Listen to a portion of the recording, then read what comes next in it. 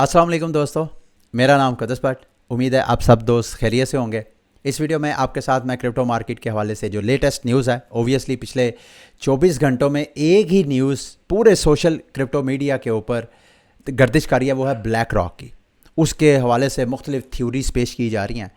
जितना मैंने इस हवाले से लर्न किया है वो मैं इस वीडियो में आपके साथ शेयर करूँगा, और साथ कुछ और मार्केट की न्यूज़ अपडेट्स हैं वो भी इंशाल्लाह मैं आपके साथ इस वीडियो में शेयर करूँगा। सबसे पहले कभी कभी मैं अपने आप को आप लोगों की जगह पे रख के महसूस करता हूँ, क्योंकि मैं रिपोर्टर हूँ, न्यूज़ वगैरह आपके साथ शेयर करता हूँ, तो जिस तरह की मार्केट की अपडेट्स होती हैं उसी तरह मैं आपके साथ शेयर करता हूँ। लेकिन समटाइम जैसे मैंने आपको कहा कि मैं आपकी जगह पे रख के अपने आप को फ़ील करूँ, तो मुझे क्या फ़ील होता है कि यार ये मुकद्दस एक दिन कहता है कि मार्केट इस वजह से क्रैश कर रही है, वो नई डेवलपमेंट्स होती है मार्केट, उसके बाद पम्प करना शुरू हो जाती है। फिर अगले दिन इसको बताना पड़ता है कि भाई इस वजह से पम्प कर रही है, और अभी वो बताता है मार्केट फिर डंप करती है, फिर अगले दिन उसकी डंप की वजूहात बतानी पड़ती हैं।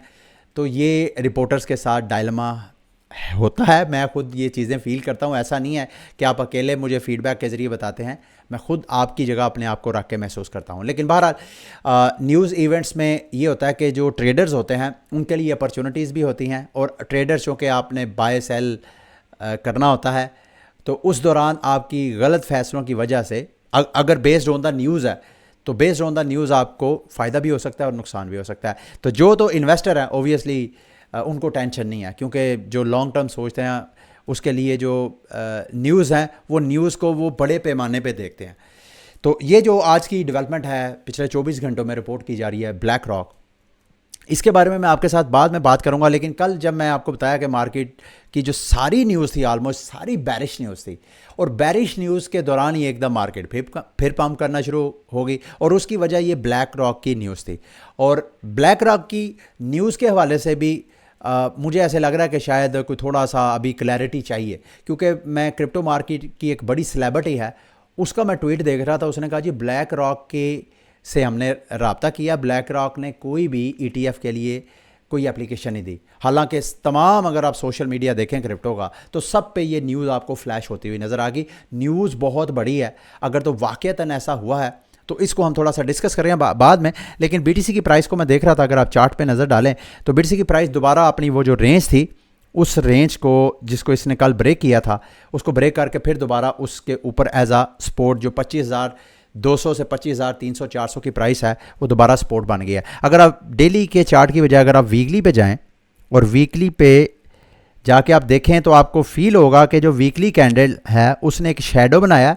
अभी भी ये वाली जो रेजिस्टेंस है, मेरा ख्याल है कल का दिन या परसों का दिन, ये 2 दिन रहते हैं। अगर तो ये कैंडल ऊपर ही क्लोज होती है तो फिर सब खैरें हैं, फिर उम्मीद है मार्केट जो है वो नीचे मज़ीद डंप नहीं होगी। बहरहाल अगर हम, और साथ साथ मैं ये भी देख रहा था कि जो सिंपल मूविंग एवरेज 200 वीक की मूविंग एवरेज लाइन है उसको अभी तक इसने ब्रेक नहीं किया। 200 वीकली की मैं बात कर रहा हूँ, तो ये भी एज अ रेजिस्टेंस काम करिए। ये ब्रेक होगा तो मार्केट के लिए और बुलिश न्यूज़ बन सकती है। अब आते हैं ब्लैक रॉक के ETF के हवाले से मैंने क्या लर्न किया है, मेरा क्या तज़िया आपको बता देता हूँ। जैसे मैंने स्टार्ट में कहा, अभी इसके न्यूज़ के हवाले से कंफर्मेशन भी डाउटफुल है। एक बड़ी सेलेब्रिटी पोम्प्लियानो, अगर आप उनको सुनते हैं सोशल मीडिया पे, उनको मैं देख रहा था, उन्होंने कहा जी कि ब्लैक रॉक ने ETF की रिक्वेस्ट नहीं किया है। तो अगर तो नहीं किया है फिर तो ये अगली जितनी मैं बातें, फिर तो मार्केट मैनिपुलेशन है ना, क्योंकि कल ये जो मार्केट दोबारा पंप किया है, बहुत से मिलियंस ऑफ डॉलर जो है जिन लोगों ने बैरिश ट्रेड, क्योंकि न्यूज़ तो सारी बैरिश थी, और बैरिश न्यूज़ की वजह से जो ट्रेडर्स थे उन्होंने सेल ऑर्डर लगाए थे, और इस न्यूज़ के बाद मार्केट पंप की और उन सब के जो अकाउंट हैं वो लिक्विडेट हुए, उनकी ट्रेड्स जो हैं वो लिक्विडेट हुई, स्टॉप लॉस उनके हिट हुए। तो ये मार्केट मैनिपुलेशन भी हो सकती है। और अगर जेन्युइनली वाकई ही एप्लीकेशन फाइल की है ब्लैक रॉक ने, तो ये बहुत बड़ी न्यूज़ है। ये शॉर्ट टर्म तो इसका आपको बेनिफिट नज़र आएगा ही आएगा, लेकिन लॉन्ग टर्म इसके भी बहुत बेनिफिट हो सकते हैं। इस सब का जायज़ा लेने की कोशिश करते हैं। सबसे पहले ब्लैक रॉक क्या है? दुनिया की सबसे बड़ी एसेट मैनेजमेंट कंपनीज़ को बोलते हैं, और जितना यूँ समझ लेगा पूरी दुनिया के पास, अमेरिका मतलब यूरोपियन कंट्रीज़, एशियन कंट्रीज, पूरी दुनिया के पास जितना सोना है इस वक्त, उसकी जो टोटल वैल्यू बनती है करीब करीब कोई 10 से 11 ट्रिलियन, यानी 10 से 11,000 अरब डॉलर का सोना है पूरी दुनिया में। एक एक बंद हमारे घरों में ख़वातीन और स्टेट्स के पास जो रिजर्व में पड़ा हुआ है, सब कुछ मिला के ओवरऑल और ये जो ब्लैक रॉक है इसके पास तकरीबन 9,000 अरब डॉलर, करीब करीब जितना सोना है उतना ही इस कंपनी के पास सरमाया है। और ये कंपनी के बड़े डीप रूट, जितनी बड़ी बड़ी फर्म्स हैं उसके अंदर इनकी सरमायाकारी है, बहुत बड़ी फर्म है। अब इसने ETF अप्लाई किया, और जो ETF, दो किस्म के ETF क्या होता है, एक्सचेंजेबल ट्रेडेड फंड, दो किस्म के होते हैं। अगर आप मुझे काफ़ी देर से फॉलो कर रहे हैं तो मैंने आपको पहले बताया, पहले नंबर पे तो अमेरिका में कोई स्पॉट ETF नहीं है।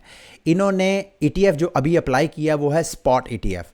दो किस्म के ETF होते हैं, एक फ्यूचर ETF होता है, एक स्पॉट होता है। स्पॉट में ये होता है कि आप मतलब स्पॉट ऑन द मतलब फिजिकल आप उन चीज़ों की बाकायदा ट्रेड करते हैं, जबकि फ्यूचर ट्रेड में ये होता है कि आप उस चीज़ की ट्रेड नहीं करते बल्कि उसका IOU आप ट्रेड करते हैं। इसको आसान अल्फाज में मैं कैसे आपको मिसाल के तौर पर थोड़ी देर के लिए समझे कि मैं एक कोविड के हवाले से एक दवाई बनाता हूँ, और वो दवाई मेरी दवाई जो कि कमोडिटी है, तो मैं यहाँ की security and exchange commission of Pakistan को कहता हूँ जी कि मुझे लाइसेंस दो ताकि लोग जो हैं मेरी ये कमोडिटी हैं वो ख़रीद सके।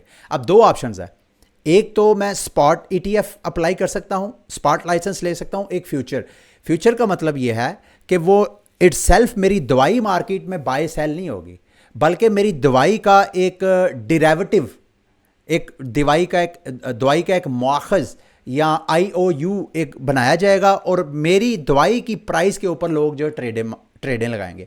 तो सेम इसी तरह अमेरिका में फ्यूचर ETF हैं बिटकॉइन के, लेकिन स्पॉट ETF नहीं है। अब फ्यूचर ETF अगर आप मुझे थोड़ा टाइम दें मैं आपको दिखाता हूँ। ये देखें, ऑलरेडी जो अमेरिका में फ्यूचर ETF, जैसे मैंने अभी आपको दवाई की मिसाल में से एक्सप्लेन किया कि इटसेल्फ ये BTC की ट्रेड अमेरिका में नहीं हो रही, बल्कि BTC का एक मुआखज़ है, एक डेरिवेटिव है, जिसकी यानी उसकी फ्यूचर में प्राइस ऊपर होगी नीचे होगी, इसके ऊपर ट्रेडर जो है वो ट्रेड लगा रहे हैं। अच्छा, इसमें कौन कौन सी कंपनीज हैं?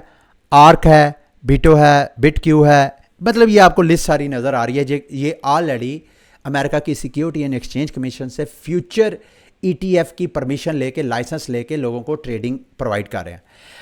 लेकिन जो स्पॉट ETF है, अमेरिका की सिक्योरिटी एंड एक्सचेंज कमीशन पिछले चंद सालों से कई स्पॉट ETF जो है वो रिजेक्ट कर चुकी है। जिन रिजेक्शन की ये सारी आपको अगर आप स्क्रीन पे नज़र डालें, फिडेलिटी ये भी एक वन ऑफ द टॉप, यूँ समझ लें कि एक अमीर फर्मों में शामिल होता है। फिडेलिटी का पिछले साल की जनवरी में इसकी स्पॉट ETF रिजेक्ट की, फिर NYDIG की, फिर ये आपको ग्रे स्केल का तो अपना वो ट्रस्ट भी है बिटकॉइन की, तो वो अपनी उस ट्रस्ट को कन्वर्ट करना चाह रहे थे स्पॉट ETF में। SEC ने उसको रिजेक्ट कर दिया। जब रिजेक्ट किया तो अब वो लीगल केस SEC के खिलाफ लेके जाना चाहते हैं। अब ये मैं दो चीज़ें आपके साथ क्यों शेयर कर रहा हूँ, ये ब्लैक रॉक ने स्पॉट ETF अप्लाई किया है।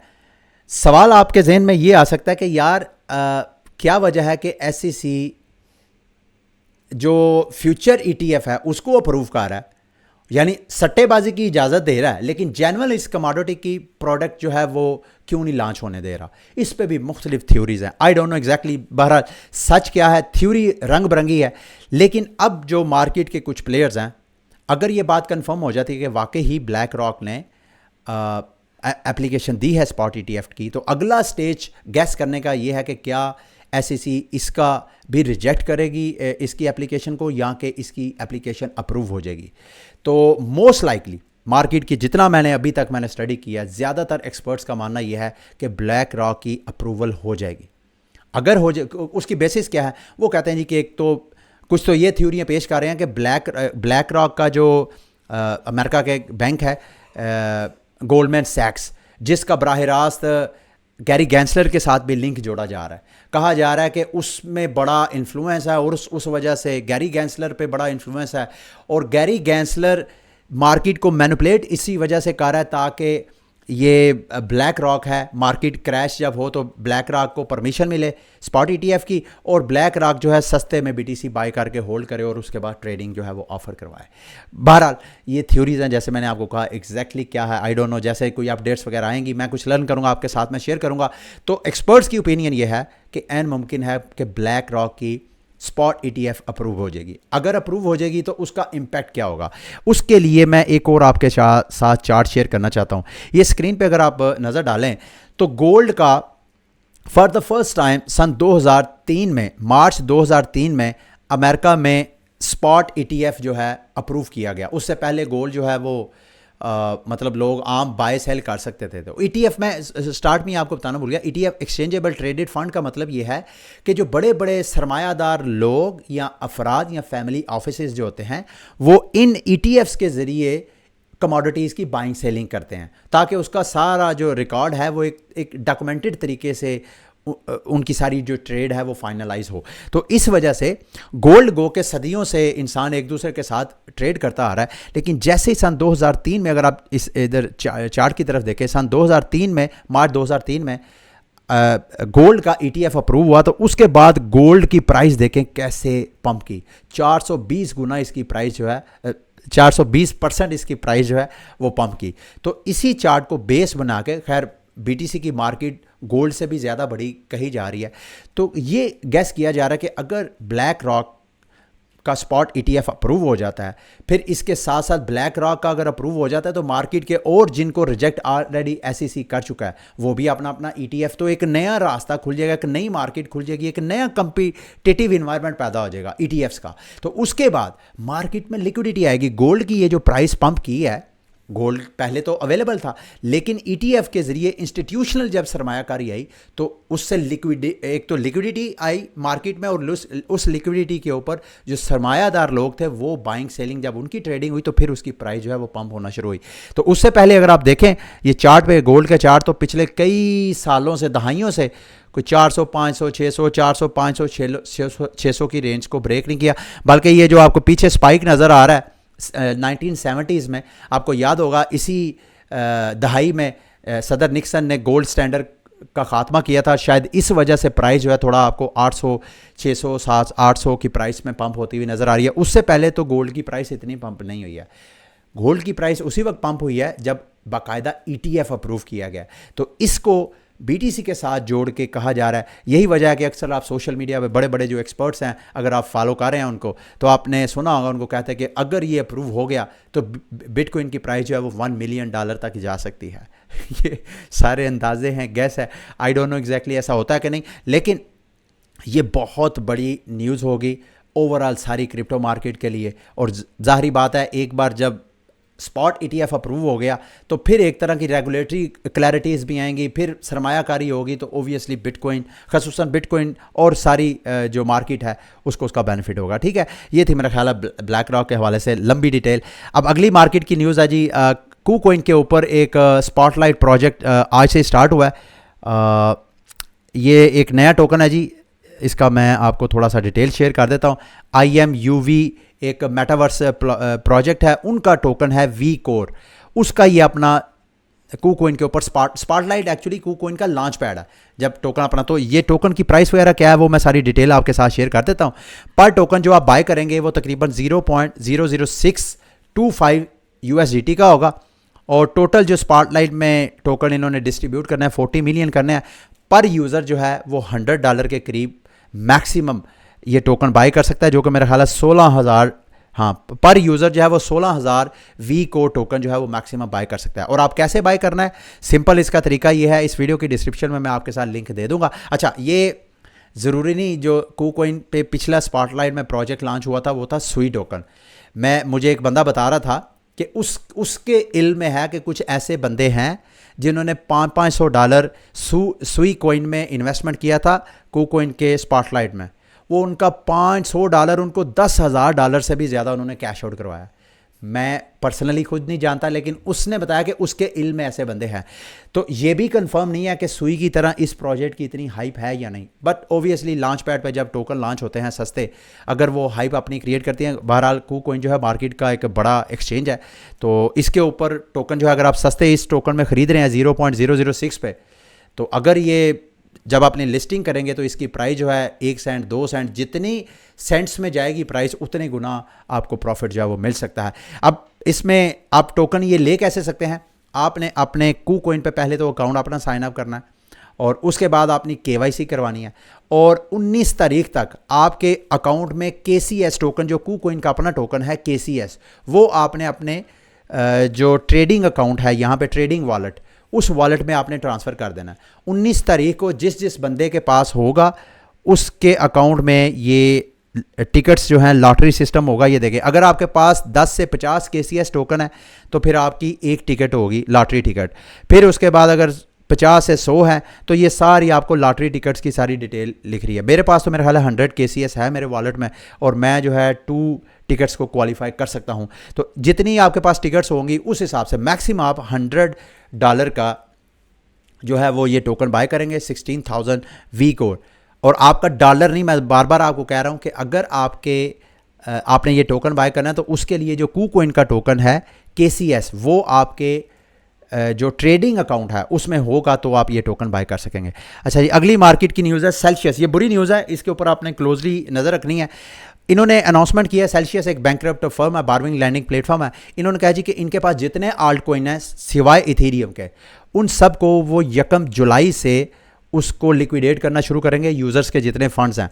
अभी तक ये भी मुझे मालूम नहीं हुआ, कहीं से मैंने कोशिश की है टटोलने की, सर्च करने की कि कितने इनके पास आल्ट कॉइन्स हैं, उनकी वैल्यू कितनी है डॉलर में, और कौन कौन से कॉइन हैं। तो अंदाजे की बेस पे कर सकता हूँ। मेरा ख्याल है आल्ट कॉइन में जो सबसे ज़्यादा इनके पास आल्ट कॉइन्स पड़े हुए हैं, एक तो वो कार्डेनो का आडा है, पॉलीगॉन है, और एक दो और मेन जिनको SEC ने सिक्योरिटी डिक्लेयर किया, वो तकरीबन जो सारे टोकन्स हैं वो सारे इनके पास पड़े हुए थे। बहरहाल फिर भी इनकी सेल्सियस की वेबसाइट पे जाएं, खुद जाके ड्यू डिलिजेंस करें, क्योंकि 1 जुलाई से जब ये लिक्विडेट करना, मार्केट में सेल करना शुरू करेंगे तो फिर इनके टोकन्स की प्राइसेस जो हैं वो और क्रैश होंगी। और ये भी ज़हन में रखें, इन्होंने पहले पब्लिकली बताया कोई पता नहीं इनकी मार्केट, ये जो टोकन्स हैं आल्ट कॉइन्स हैं, इनकी प्राइस यकम तक मजीद डंप होती जाए, और न्यूज़ ऑलरेडी प्राइस इन हो चुकी है और दिल करे तो यकम में प्राइस पंप कर जाए। तो बी वेरी केयरफुल, इसमें आपने ड्यू डिलिजेंस करना है। आल्ट कॉइन मार्केट को ये वाली न्यूज़ जो है वो डंप कर सकती है।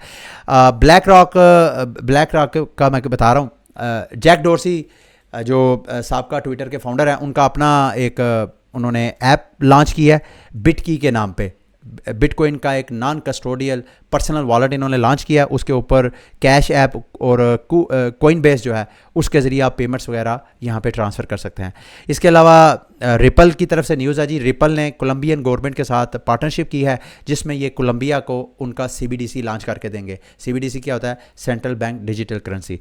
लास्ट में जी, आइगन लेयर के हवाले से मैंने एक डिटेल वीडियो बनाई थी, मैं आप सब दोस्तों को रिकमेंड करूंगा कि आप ये वीडियो लाजमी देखिएगा। उसमें आइगन लेयर कैसे क्रिप्टो मार्केट को एकदम फिर रेवोल्यूशनाइज कर रहा है। आप यूट्यूब पे लिखें इल्मे आलिम आइगन लेयर, ये जो आपको स्क्रीन पे नाम नज़र आ रहा है ना, ये आपके नॉलेज के लिए बहुत इंपॉर्टेंट वो वीडियो होगी, वो आप लाजमी वॉच कीजिएगा। इन्होंने अपना मेनलैंड लॉन्च कर दिया और कुछ मार्केट में लोग कह रहे हैं कि शायद ये अपना टोकन लॉन्च करे, और अगर टोकन लॉन्च करें तो एन मुमकिन है ये एयर ड्रॉप भी करें। तो एयर ड्रॉप करने के लिए अभी ये अपने NFT जो है मिंट करने की ऑप्शन दे रहे हैं। इसका लिंक मैं आपके साथ शेयर कर दूंगा। मैंने खुद एक NFT मिंट किया है। यहाँ पे आप अपना वॉलेट क्रिएट करके, टोटल मेरा ख्याल है हर 24 घंटे बाद नया जो है NFT आ जाता है, तो 4 के करीब आपने NFT जो है मिंट करने हैं। एक मैंने कर लिया है, एक मैं कल दोबारा ट्राई करूँगा, और 2 दिन 9 घंटे रह गए हैं।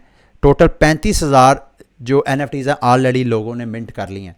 तो अगर ये एयर ड्रॉप करते हैं तो आपके पास अगर ये सोल बाउंड इनका NFT होगा तो शायद आपको इन NFT की बेस पे भी एयर ड्रॉप मिले।